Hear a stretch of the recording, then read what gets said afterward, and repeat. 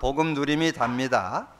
저는 복음 누림을 7년여 인도받으면서 늘 말씀드렸지만 신앙생활은 하는 게 아니고 되어진다는 거. 여러분 그 축복이 있어야 여러분 신앙생활의 진정한 축복, 그 은혜를 누리면서 살 수 있습니다. 그러면서 이 복음 누림을 하면서 찾아온 축복이 이 성경이 복음 관점으로, 그리고 메시지가 복음 관점으로 보여지는 그런 은혜를 얻게 되는데, 여러분 신앙생활 속에 여러분이 꼭 의미를 바르게 알아야 할 네 단어가 있습니다. 거기에 의미를 여러분 잘 알을 때 바른 응답을 여러분 받을 수 있습니다. 그래서 첫 번째가 구원입니다. 여러분 구원 그러면 우리 예수 믿는 거, 예수 믿으면서 영생 얻는다, 뭐 그런 내용이 구원이죠. 근데 구원의 의미 속에도 이 복음의 의미인 그리스도가 실제 안 되면 구원 받아놓고도 실제적인 축복을 못 받습니다.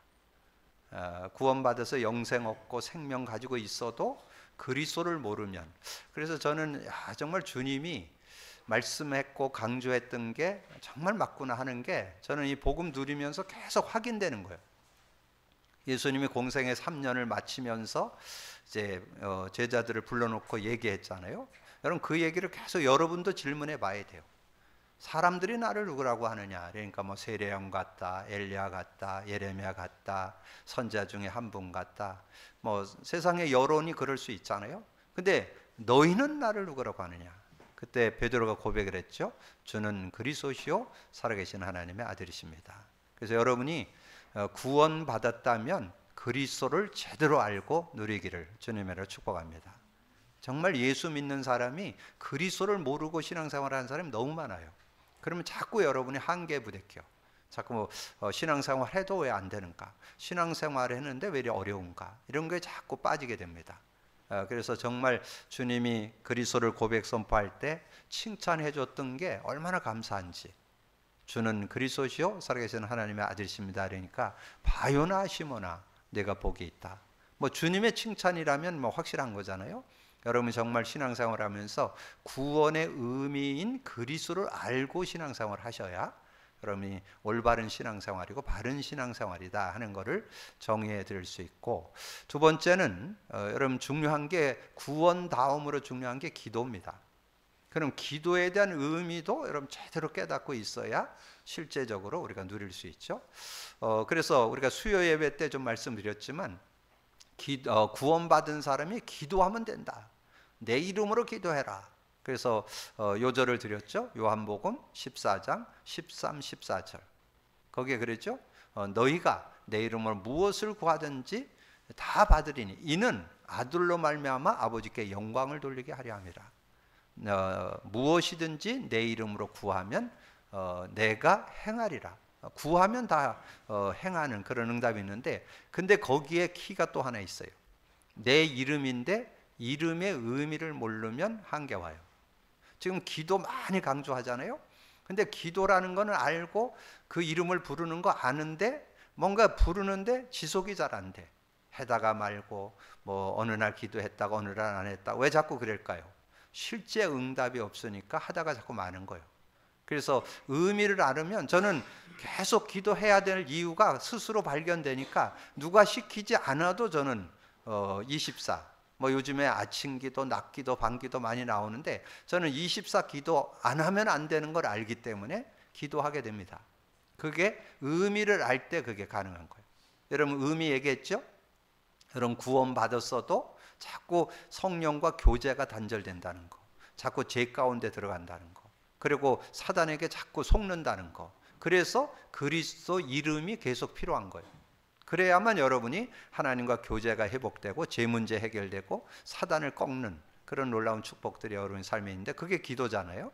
그래서 기도, 그것도 의미를 알 때, 내 이름의 의미, 그리스도의 의미를 알 때 실제적인 것이 된다는 거. 그 다음에 세 번째 중요한 게 말씀이라고도 할 수 있고 조금 더 구체적으로 하면 강단입니다.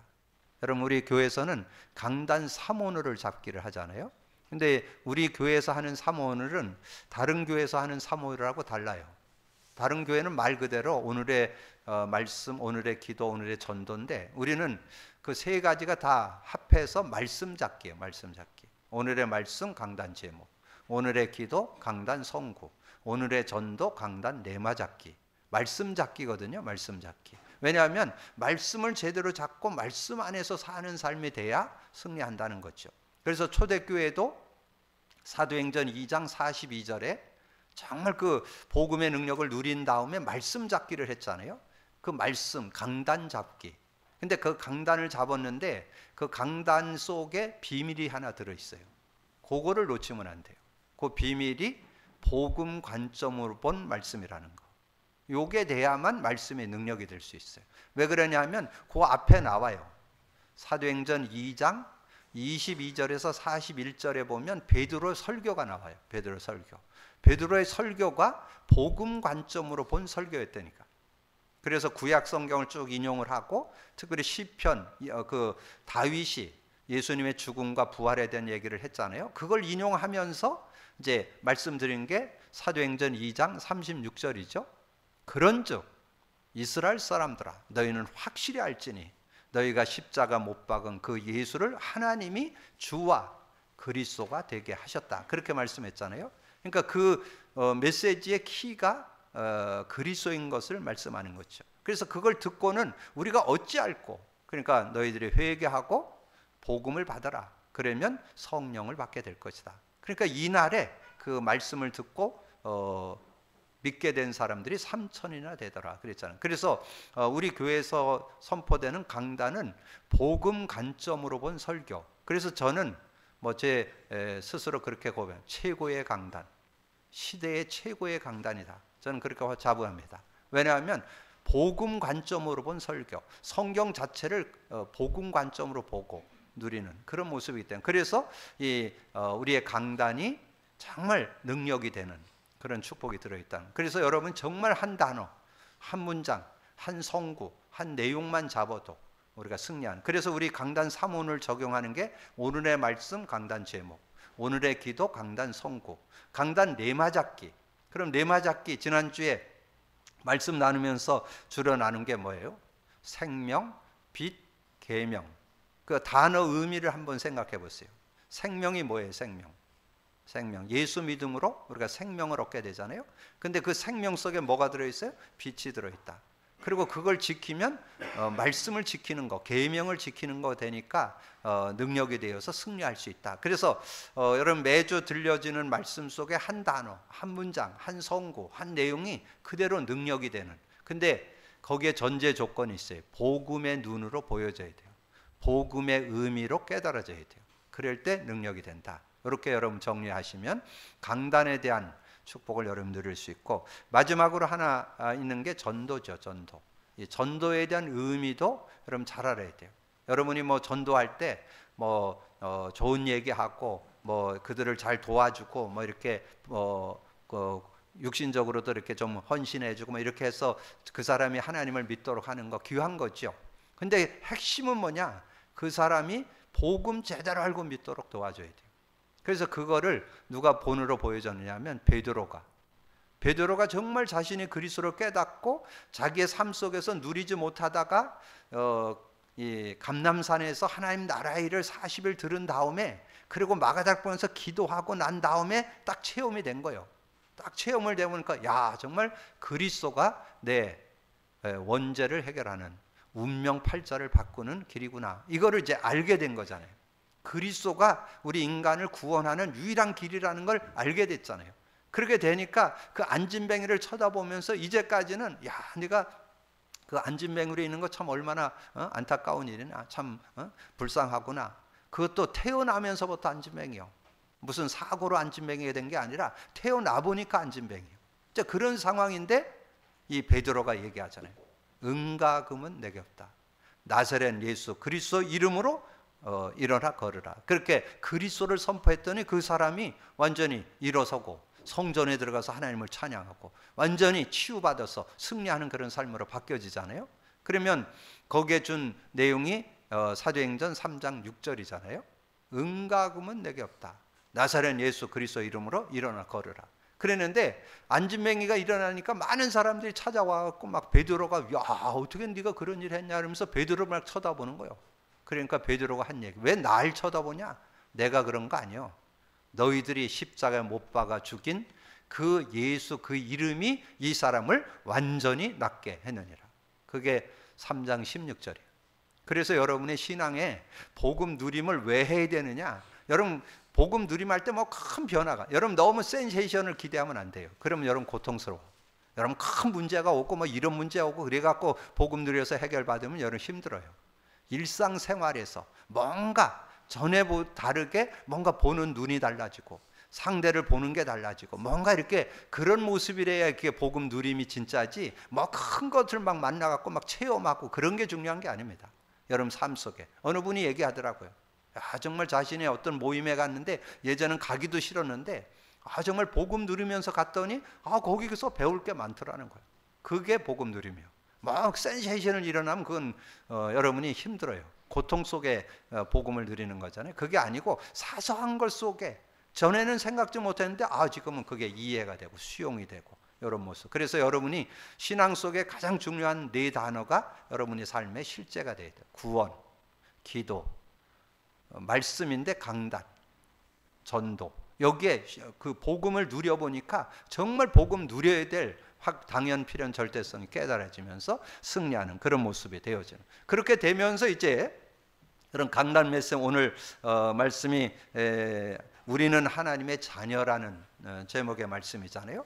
그러면 자녀에 대한 정체성 오늘 좀 다시 한번 확인해 보자는 거죠. 우리가 자녀라는 건 뭐 누구나 다 알죠. 요한복음 1장 12절 13절 영접하는 자, 그 이름을 믿는 자들에게 하나님의 자녀가 되는 권세를 주셨다. 하나님 자녀 됐다는 거 모르는 사람은 없어요. 그 자녀 됐으면 자녀의 정체성, 자녀 된 사람의 삶은 어떻게 살아야 되는가, 이거를 그 안에서 살고 체험했던 요한 사도가 정리한 내용을 오늘 좀 말씀으로 나눠보자는 거죠. 그래서 오늘 내용 중에 특별히 요한일서 2장의 내용을 좀 함축해서 조금 정리해 드렸어요. 그게 서론의 세 요절입니다. 요한일서 2장 15절 16절에 정말 그 복음 갖고 인도받는 사람은 세상 속에서, 하나님 자녀는 세상 속에서 어떻게 살아야 될 거냐 하는 내용을 잘 정리했죠. 15절, 이 세상이나 세상에 있는 것들을 사랑하지 말라. 누구든지 세상을 사랑하면 아버지의 사랑이 그 안에 있지 아니하리라. 세상 사는데 세상 사랑하지 말라는 거예요. 여러분 이런 부분을 참 분별을 해야 돼요. 세상이 필요 없다. 세상 속에 벗어나면 산속으로 가야 되잖아요. 여러분 세상 속에 사는데, 그 문화 속에서 사는데 거기에 동화되지 말고 살아갈 것을 지금 말씀하는 거예요. 누가? 하나님 자녀가. 하나님의 자녀라면 세상 속에 동화되지 말고 그것을 거슬러 올라갈 수 있는, 그걸 이기고 나갈 수 있는 비밀이 있어야 된다는 거죠. 16절, 이는 세상에 있는 모든 것이 육신의 정욕, 안목의 정욕, 이생의 자랑이니 다 아버지께로부터 온 것이 아니라 세상으로부터 온 것이라. 그래서 육신의 정욕, 안목의 정욕, 이생의 자랑이 다 세상으로 쫓아야 돼요. 거기에 빠져서 살 것이 아니라 우리는 그것을 넘어서는, 그것을 우리가 잘 다스리고 정리하면서 인도받을 수 있는 그런 세상을 우리가 리더해 나갈 수 있는 그런 축복이 있어야 된다는 거죠. 근데 그 답까지 줬어요. 여러분 세상을 어떻게 리더해 나가느냐, 그거를 요한일서 2장 20절로 말씀해줘요. 이 한 절 속에 굉장한 비밀이 들어있습니다. 20절에 보니까 뭐라 했어요? 너희는 거룩하신 자에게서 기름 부음을 받고 모든 것을 아느니라. 기름 부음을 받았다는 게 뭐냐 하면, 여러분 기름 부었을 때 하나님께서 어떻게 했는 게 어디 나오냐? 사무엘상 16장 13절에 아주 이렇게 증거가 나오죠. 사무엘이라는 제사장이 와서 기름 뿔병을 취해서 기름을 부었더니 하나님의 영에 크게 감동하니라. 이게 복음의 능력 갖고 살게 됐다는 게 기름 부음 받는 거예요. 기름 부음 받은 자라는 뜻이 그리스도잖아요. 그리스도와 함께 사는 삶을 기름 부음 받았다고요. 기름 부음을 받으니까, 그래서 27절에 좀 설명이 나오죠. 너희는 주께 받은 바 기름 부음을 너희 안에 거하나니 아무도 너희를 가르칠 필요가 없고 오직 그의 기름 부음이 모든 것을 너희에게 가르치며 또 참되고 거짓이 없으니 너희를 가르치신 그대로 주 안에 행하라. 이 기름 부음을 받은 사람은 더 이상 가르침 받을 필요가 없다. 그러면 어떻게 살아야 되느냐? 그 의미가 복음 안에 살라. 더 구체적으로 하면 성령 안에 살라. 성령의 가르침, 기름 부음을 받아서 성령을 우리가 갖게 됐잖아요. 소유하게 됐잖아요. 성령 인도받는 삶이 되라. 그래서 여러분의 신앙생활은 성령 인도받는 거. 요한복음 14장 26절. 아버지께서 내 이름으로 보낼 성령 그가 와서 모든 거 가르쳐주고 내가 네게 말한 모든 거 생각나게 하시리라. 제가 이 말씀을 이렇게 정리하면서 여러분에게 좀 내용을 말씀하는 게 성령께서 깨우쳐주는 말씀을 정리해 드리는 거예요. 여러분 그렇게 이해하시면 여러분 설교를 듣고 나눌 때 목사님은 왜 그때마다 메시지에서 성구를 설명해 주는가? 성령께서 그걸 깨닫게 해주시는 거를 제가 정리해 드리는 거예요. 하나님의 말씀이 생각나게 하시리라. 그래서 그래서 성령 인도받으면서 그래서 저는 늘 이게 예배를 시작할 때 뒤에 앉아서 성령께서 오늘도 말씀하여 주옵소서. 제 힘으로 뭔가 이렇게 제 지식과 능력 가지고는 여러분을 안내할 수가 없어요. 성령께서 말씀하시는 걸 전달해 주는 여러분 그런 믿음을 갖고 살면 전혀 모자른. 그러면서 그 짧은 요절 너희는 거룩한 자에서 기름 부음을 받고 모든 것을 아느니라. 한 걸음 앞서가는 그런 무한대의 축복. 성령의 능력은 무한대잖아요. 여러분의 IQ는 200이고 성령의 IQ는 무한대니까 그분을 의지하면서 살 때 승리하는 그런 축복이 있다. 그러면서 29절에 너희가 그가 의로우신 줄 알면 의를 행하는 자마다 그에게서 난 줄 알리라. 의를 행한다. 의, 하나님 자녀답게 사는 거. 그럼 여러분 생각나는 거 뭐 있어요? 우리 계속 말씀드렸던 예배소서 5장 9절이 생각나죠? 성령의 열매는 빛의 열매는 하나님 자녀의 열매는 모든 착함과 의로움과 진실함에 있느니라. 그게 여러분의 신앙인의 삶이야. 근데 손해보는 것 같은데 그렇지 않아요. 여러분 그 성령 안에서 그 삶을 살게 되면 하나님의 응답과 축복을 받는 그런 삶이 된다. 근데 우리는 하나님의 자녀라. 다시 한번 자녀됨을 정체성을 확인해 주는 거죠. 그래서 3장 1절에 보라 아버지께서 어떤 사랑을 우리에게 베푸사 하나님의 자녀라 일컬음을 받게 하셨는가. 우리가 그러하도다. 그러므로 세상이 우리를 알지 못함은 그를 알지 못함이라. 자, 아버지께서 어떠한 사랑, 하나님께서 자기 아들 독생자를 주어서 그가 십자가에서 죽고 그 사랑으로 우리가 하나님 자녀가 되는 그런 축복을 얻게 됐잖아요. 로마서 5장 8절 우리가 아직 죄인 되었을 때 그리스도께서 십자가에 죽으심으로 하나님께서 자기의 사랑을 우리에게 확증했다. 하나님께서 그리스도를 통해서 우리를 사랑하는 그 사랑을 확증해 주신 그런 사랑 때문에. 근데 그 사랑을 듣고 믿어야 돼요. 믿지 않으면 우리가 하나님 자녀 될 수 없잖아요. 예배소 2장 8절 9절 너희가 그 은혜를 인하여 믿음으로 말미암아 구원을 얻었나니 이것이 너에게서 난 것이요 하나님의 선물이라. 그래서 하나님의 자녀가 되는 그런 은혜를 얻게 됐잖아요. 사랑하는 자들아 우리가 지금은 하나님이야. 지금 하나님 자녀예요.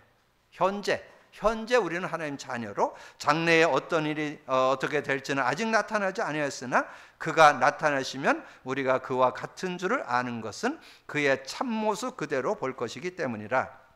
주를 향하여 이 소망을 가진 자마다 그의 깨끗하심과 같이 자기를 깨끗하게 하느니라. 그러면 여기에서 우리는 하나님의 자녀라. 그러면 여러분이 여기에서 세 요절만큼 확신하고 있어야 돼요. 하나님 자녀. 우리가 어떻게 자녀 됐어요? 요한복음 1장 12절 13절 영접하는 자 곧 그 이름을 믿는 자들에게 하나님 자녀가 되는 권세를 주셨으니 이는 혈통을 한 육정을 하지 않고 하나님께로 났다. 그 하나님께로 났다는 말이 성령으로 났다는 뜻이다. 그래서 요한복음 14장 16, 17절 그래서 자녀 신분 권세를 갖고 있는 사람은 성령이 영원히 함께하고 우리 속에 계신다. 그러면서 제가 아까 묵상했던 그것을 좀 참고하면 좋아요.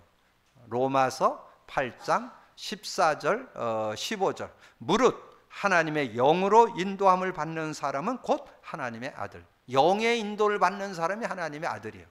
하나님의 딸이야. 여기 아들만 나오니까 우리는 여자는 없다는데 다 포함된 얘기죠. 우리는 하나님의 아들이요 하나님의 딸이요. 그러면서 15절에 너희는 다시 무소하는 종의 영을 받지 아니하고 양자의 영을 받았으므로 우리가 아빠 아버지라 부르짖느니라. 영적인 그 하나님을 우리가 아버지라 아빠라 그렇게 말씀하잖아요. 그래서 그런 우리가 하나님의 자녀에 대한 정체성을 다시 한번 확인하고 우리가 하나님 안에서 살아가야 된다는 거죠. 그러면 하나님의 자녀가 된 사람은 어떻게 되느냐? 하나님의 자녀는 죄에 속하지 않는다는 거. 죄에 눌리고 죄에 억압되고 죄에 그 고통을 당하는 그런 사람이 아니라 우리가 자유를 얻었잖아요. 로마서 8장 2절에 나오죠. 이는 그리스도 예수 안에 있는 생명의 성령의 법이 죄와 사망의 법에서 해방, 그 모든 흑암의 권세에서 해방받은 그런 축복을 가지고 살아갈 수 있는 그런 모습이 돼야 된다는 거죠. 그러면 오늘 그 내용을 참고해 볼 필요 있겠죠. 죄를 짓는 자마다 불법을 행하느니 죄는 불법이라. 그래서 4절에 이렇게 말씀하면서 그가 우리 죄를 없애려고 나타나신 것은 너희가 아나니 그에게는 죄가 없느니라. 그 안에 거하는 자마다 범죄치 아니하냐니 범죄하는 자마다 그를 보지도 못하고 그를 알지도 못함이라. 그렇게 말씀을 했죠. 그래서 우리가 정말 죄에 대한 부분에 대해서 뭐 여러분이 죄를 해결할 수 있는 능력은 없어요. 하나님께서 예수 그리스도를 통해서 십자가로 여러분의 죄를 담당해 주셨어요. 그래서 뭐 한 요절로 얘기한다면 마가복음 10장 45절. 저는 이 복음 누리면서 한 단어, 한 문장, 한 성구, 이 성구만 외워도 얼마나 신나는지 몰라. 마가복음 10장 45절 뭐예요? 인자가 온 것은 섬김을 받으려 함이 아니고 도리어 섬기려 하고 모든 사람을 위해서 대속물, 자기 몸을 대속물로 주려고 오셨다. 그런데 예수님이 십자가에서 죽으심으로써 온 축복, 여러분이 어떤 축복이 있어요? 예수님이 십자가에 죽으시면서 온 축복 세 가지가 있습니다. 십자가에 죽으면서 온 축복, 하나님 만나는 길과 죄와 저주에서 해방과 이 사단을 이긴 놀라운 권세가 십자가의 죽음에 들어있어요. 근데 그거를 그냥 이론적으로 아는 것도 귀하지만 성구가 있어야 확실하잖아요. 여러분 늘 말씀드렸던 성구 히브리서에서 나오는데 여러분 알겠죠? 이제 하도 많이 얘기했으니까 알겠죠? 히브리서 10장 19절 20절 거기에 뭐가 나와요? 예수님이 십자가에서 피 흘려 죽으셨는데 휘장이 위에서부터 아래로 찢어진 하나님 가는 길, 그러면서 거기서는 새롭고 산 길을 열었다 그렇게 나오잖아요. 새롭고 예수님이 십자가의 죽음으로 하나님께 가는 길이 열렸다니까. 그게 성경을 통해서 우리에게 증거해 주잖아요. 그 다음에 히브리서 9장 11절 12절 12절에 나오죠. 염소와 송아지 피로 하지 아니하고 자기 피로 자기 피를 흘려가지고 여러분의 모든 죄를 영원히 해결해 주신 원죄. 여러분 원죄 누구도 해결할 수 없어요. 원죄를 해결하고 조상죄를 해결하고 여러분 자범죄를 해결하는 그 일을 하셨다. 자기 피로 영원한 속죄를 이루셨다니까. 여러분 그게 확인될 때 확신되어지잖아요. 그리고 예수님이 십자가에 죽으시면서 마귀에게 잡혀 있잖아요.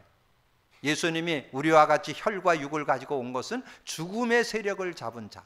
여러분 죽어 있어요. 죽어 있기 때문에 사단에게서 완전히 종살이하고 있어요. 사단의 자녀가 돼 있고 사단의 종이 돼 있어. 거기서 빠져나올 수 있는 영웅 호걸이 없어요. 그래서 죽음의 세력을 잡은 자 마귀를 없애요. 평생 죽기를 무서워하면서 종로로 타는 여러분을 거기서 놓아주려고 예수님이 오셨다. 이 십자가 사건은 여러분 세 가지 일을 이룬 사건이에요. 하나님 만나는 길을 열었고 죄 문제를 해결해 주시고 여러분이 사단의 손에서 벗어나는 그 길을, 그래서 히브리서 10장 19절 20절, 히브리서 9장 11절 12절, 히브리서 2장 14절 15절. 여러분 그 말씀을 이렇게 상고해 보세요. 그러면 그게 어느 정도냐면 구약 성경의 요약이고 신약에 오실 메시아 그리스도가 오셔서 이루었다는 내용이에요. 그러니까 이 히브리서는 구약을 아우르면서 신약으로 들어가는 문 역할을 하는 게 히브리서예요. 그러니까 얼마나 확실한 언약을 우리가 잡고 누릴 수 있는가 하는 것을 말씀해 주죠. 그러면서 7절 8절에 있잖아요. 자녀들아 아무도 너희를 미혹하지 못하게 하라. 의를 행하는 자는 그의 의로우심과 같이 의롭고 죄를 짓는 자는 마귀에게 속하나니 마귀는 처음부터 범죄하며 하나님의 아들이 나타난 것은 마귀의 일을 멸하려 하심이라. 이 사단이 여러분이 자꾸 죄를 짓거나 이런 걸 갖고 이용을 한다는 거예요. 그래서 거기에 속지 말라는 거예요. 그러면 여러분이 어디를 여러분 보시면 거기에 딱 나오느냐 하면 예배소서 4장 25절에서 27절에 여러분 뭔가 삶을 살아가다 보면 승질나는 거 있죠? 뭐 부부도 살다가 승질나서 싸우기도 하는데 뭐 여러 가지 승질나는 거 있잖아요. 근데 그 승질나는 거를 가능하면 하루에는 남기지 말라는 거예요. 여러분 승질 나더라도 승질 내는 거 여러분 나쁜 거 아니에요. 좀 내셔요. 그래야 여러분이 건강해도 좋아. 근데 너무 그것을 해가지고 하루해를 남겨서 그 다음날까지 가는 거는 사단에게 이용당한다. 그게 4장 27절에 마귀로 틈을 타게 하지 말라. 마귀가 틈을 탄다는 거, 그거를. 그래서 여러분이 뭔가 이렇게 분을 내기도 하고 뭐 이렇게 혈기도 나오고 이런 건 있어요. 그 인간이 뭐 어쩔 수 없죠. 그런 게 있는데 그거를 너무 하루해를 남기면 마귀가 틈을 탄다는 거예요. 그래서 마귀에게 속지 말라고 그것을 말씀해 주는 거고, 그러면서 9절 10절에 하나님께로부터 난 자마다 죄를 짓지 아니하나니 이는 하나님의 씨가 그 속에 거하며. 하나님의 씨, 그럼 씨에 대해서 알아야 되겠죠? 씨는 뭐예요? 씨는 복음을 얘기해요. 복음. 예, 복음의 씨, 그걸 제대로 잡아야 승리할 수 있다는 거예요. 어디 나오냐? 마태복음 13장에. 마태복음 13장 1절에서 58절에 보면 거기에 씨 뿌리는 비유 나오죠. 씨를 뿌렸는데 마른 땅에 해서 싹이 나지를 못하고, 어떤 거는 싹이 나고 가시덤불이 있어서 자라지를 못하고, 어떤 거는 새가 와서 물어가기도 하고. 근데 좋은 땅에 뿌려진 씨는 열매를 맺는데 30배, 6배, 100배 열매를 맺는다. 그 씨에 대한 내용을 이렇게 쭉 설명을 해주잖아요. 그 씨는 복음, 말씀을 가리키는 거죠. 그래서 여러분이 복음을 갖고만 있는 것이 아니라 복음의 능력. 그래서 우리 교회는 복음을 아는 것도 귀하지만 복음을 누리는 것이 삶을 승리케 하는 비밀이다.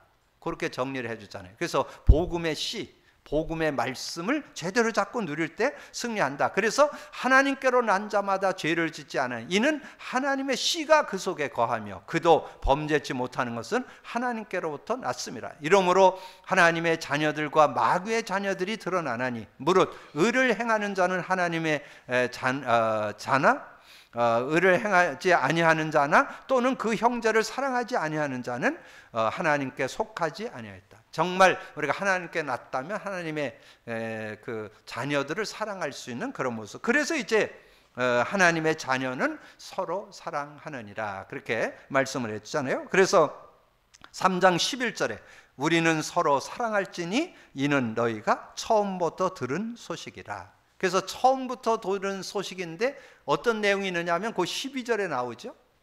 가인과 같이 하지 말라. 그는 악한 자에게 속하여 그 아우를 죽였으나 어떤 이유로 죽였느냐? 자기의 행위는 악하고 그의 아우의 행위는 의로움이라.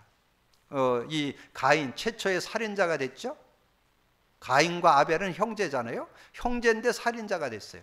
근데 왜 그랬냐? 왜 하나님은 아벨 동생의 예배는 받고 자기 예배는 안 받냐? 시기 질투가 나가지고 그게 결국은 동생을 죽이는 그런 모습이 됐잖아요. 그러면서 여기서 중요한 교훈을 주는 거예요. 우리가 하나님께로 났다면 정말 내가 하나님께 난 자 성도를 사랑할 수 있는, 그게 여러분 들고 있는 성경 한 장을 넘기면 요한일서 5장 1절에 보면 그 내용 나와요. 예수께서 그리스도이심을 믿는 자마다 하나님께로부터 난 자니 또한 낳으신 이를 사랑하는 자마다 그에게서 난 자를 사랑하느니라. 성도 간에 사랑이 있어야 된다는 거죠. 하나님의 사랑을 가지고 우리 성도를 사랑할 수 있는 그런 모습이 돼야 됨을 우리에게 말씀하는 거죠. 그러면서 그 앞에 요한일서 4장 11절에 그런 말씀이 나오죠. 사랑하는 자들아 하나님이 이같이 우리를 사랑하셨은즉 우리도 서로 사랑하는 것이 마땅하다니. 이게 우리 성도 간에 사랑하는 것이 마땅하다. 그러니까 사랑한다는 건 뭐예요? 이해, 수용, 초월해 주는 거죠. 여러분, 그 사람이 뭐 다 옳아서 우리가 사랑하는 게 아니고 실수할 수도 있고 좀 부족할 수도 있고 뭐 이렇게 연약한 거 있잖아요. 그래서 우리가 복음의 눈으로 볼 때 이해하고 수용하고 초월하고 배려하고 섬기는, 그게 사랑이잖아요. 진정한 그런 사랑을 가지고. 그러니까 복음을 여러분이 누려보지 않으면 그거 안 됩니다. 복음을 누려보면 저 사람이 복음은 가졌지만 못 누려서 저렇구나, 그러면 이해가 되죠. 그러면 수용이 되고 초월이 되고 배려가 되고 그때 섬김이 되는 거, 그게 진정한 사랑이죠. 이렇게 되는. 그래서 여기서 두 요절을 여러분, 요한일서 5장 1절과 요한일서 4장 11절을 여러분 좀 참고하시면 정말 이 아벨이 가인을 사랑하지 못했던 그런 모습들을 이렇게 보면서 우리는 그러지 않고 정말 복음의 능력을 누리고 정말 사랑할 수 있는 그런 모습이 되어야 되겠다. 자, 그러면서 13절에 형제들아, 세상이 너희를 미워해도 이상히 여기지 말라. 여러분이 세상 속에서는 여러분을 이해 잘 못합니다. 왜냐하면 그들이 복음을 이해 못하니까, 하나님의 사랑을 이해 못하니까. 그러니까 여러분이 정말 이렇게 사는 그런 모습에서 기독교인들이 세상에서 인정받는 게 그렇게 쉽지 않아요. 왜 자꾸 그들은 색안경을 쓰고 뭐 복음 가졌다면 예수 믿으면서 이러면서 어떻게 좋게 안 보는 게 더 앞서서 보기 때문에 좀 어려움이 있는 게 어떻게 보면 당연하다고 볼 수 있어요. 그래서 14절에서 내용을 보면 우리는 형제를 사랑함으로 사망에서 옮겨 생명으로 들어간 줄을 알거니와 사랑하지 아니하는 자는 사망에 머물러 있느니라. 그 형제를 미워하는 자마다 살인하는 자니 살하는 자마다 영생 그 속에 거하지 아니하는 것을 너희가 아는 바라.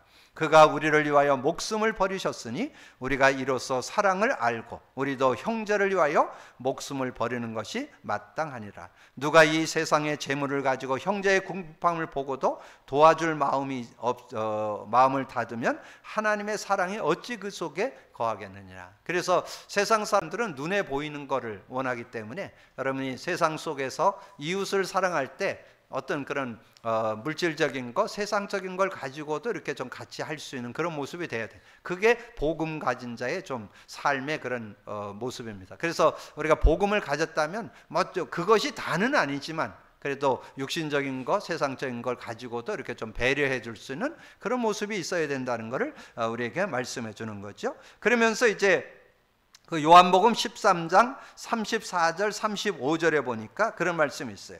새 계명을 너희에게 주느니 서로 사랑하라. 내가 너희를 사랑한 것 같이 너희도 사랑하라. 너희가 서로 사랑하면 이로써 모든 사람이 너희가 내 제자인 줄 알리라.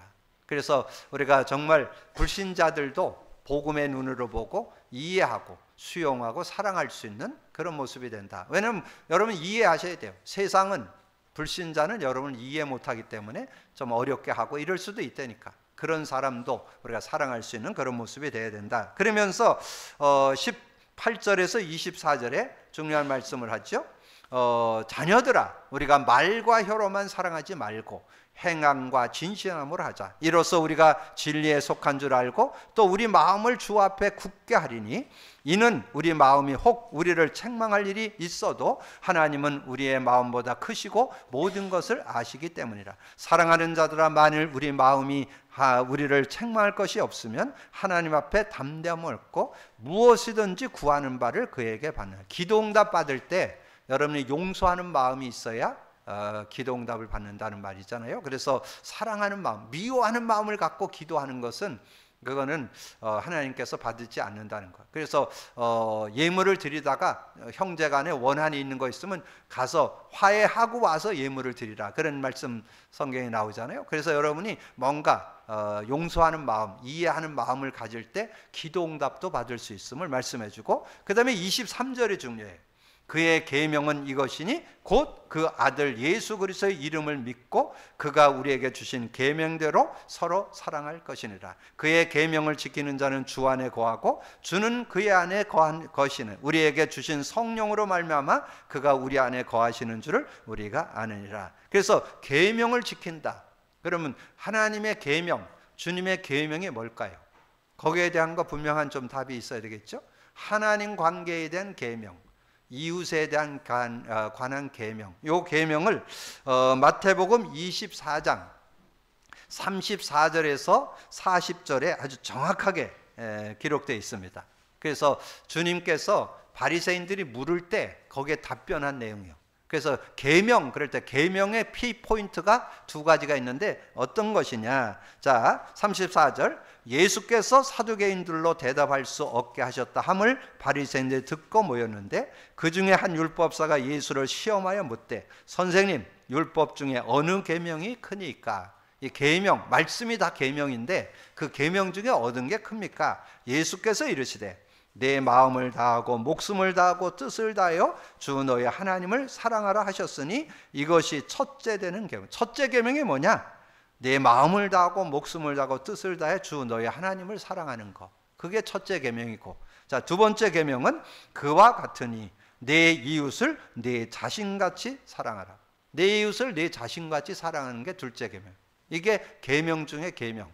첫째는 하나님을 사랑하는 것, 둘째는 내 이웃을 내 몸과 같이 사랑하는 것. 이 두 계명이 온 율법과 순지자의 강령이니라. 그렇게 말씀했어요. 그래서 여러분이 말씀을 듣고 나눔 속에 한 단어, 계명. 그러면 계명이 뭔가? 계명이 뭐 말씀 자체를 다 계명이라고 하지만 그 말씀의 계명 중에 계명은 하나님을 사랑하는 것, 내 이웃을 내 몸같이 사랑하는 것. 이렇게 정리를 하시면, 그래서 여러분이 복음 관점으로 말씀이 보여져서 한 단어, 한 문장, 한 성구, 내용들이 복음의 관점으로 보일 때 능력이 되는. 그래서 오늘 신앙생활에서 중요한 단어 4개, 구원, 기도, 강단, 말씀, 전도. 여러분, 그 의미가 복음의 눈으로 보여질 때, 의미로 깨달아질 때 실제로 누릴 수 있고, 오늘 하나님의 자녀, 하나님의 자녀라. 하나님의 자녀는 죄에 속지 않고 하나님의 자녀는 서로 사랑한다. 그 중에서 여러분 좀 실천해야 될 게 사랑이잖아요. 사랑. 정말 하나님의 사랑을 입은 나는 어떻게 세상을 살 건가? 정말 불신자들 속에서는 어떻게 사랑을 나누고 살아갈 건가? 성도들 간의 이웃관계에서는 어떻게 사랑을 갖고 살 건가? 이런 것들을 여러분 정리하면서 믿음으로 산다면 하나님이 기뻐하시는 하나님의 자녀의 정체성에 사는 여러분이 되게 될 줄로 믿습니다. 믿음으로 누리기를 주님의 이름으로 축복합니다. 주님 감사합니다. 오늘도 귀한 시간에 귀한 말씀 나눌 수 있도록 은혜 주신 거 감사합니다. 듣고 나는 말씀을 언약으로 잡고 정말 말씀의 능력 가운데 성취, 기도응답, 구원 역사를 이루는 아버지는 증인의 삶이 되어지도록 축복해 주옵소서. 감사거리 주님 예수 그리스도 이름으로 기도하옵나이다. 아멘.